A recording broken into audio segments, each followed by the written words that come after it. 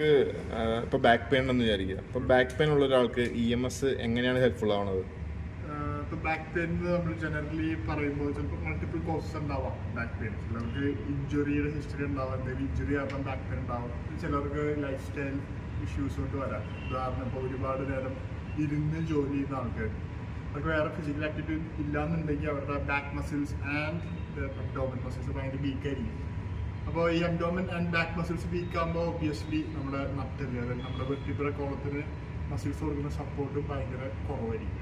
അങ്ങനത്തെ കേസ് വരുമ്പോൾ ഈ വെർട്ടിബ്രൽ കോളം ഒരുപാട് ജാം ആവുകയും അവിടെ ഒരുപാട് നെർവ്സ് പാസ് ചെയ്യുന്ന ഒരു ഏരിയ ആണ്. അപ്പോൾ അവിടെ ഇങ്ങനെ ആ ജാം അല്ലെങ്കിൽ ആ ടൈറ്റ്നസ് വരുമ്പോൾ നെർവ്സിൽ സ്ട്രെയിൻ വരാം, അതിനനുസരിച്ച് ബാക്ക് പെയിൻ ഡെവലപ്പ് ചെയ്യാൻ ചാൻസ് ഉണ്ട്. അപ്പോൾ ഫസ്റ്റ് നമ്മൾ എന്തിൻ്റെ റീസൺ എന്ന് മനസ്സിലാക്കുക. ഇപ്പോൾ റീസൺ സെക്കൻഡ് പറഞ്ഞ പോലെ ലൈഫ് സ്റ്റൈൽ ഇഷ്യൂസ് ആണെങ്കിൽ EMS ഭയങ്കര യൂസ്ഫുൾ ആണ്. ബിക്കോസ് ഈ EMS ട്രെയിനിങ്ങിൻ്റെ ഒരു പ്രത്യേകത എന്താണെന്ന് വെച്ച് കഴിഞ്ഞാൽ ഡീപ്പ് ലൈൻ മസിൽ ടിഷ്യൂസ് വരെ നല്ലപോലെ ട്രെയിൻ ചെയ്യാനും സ്റ്റിമുലേറ്റ് ചെയ്യാനും പറ്റും.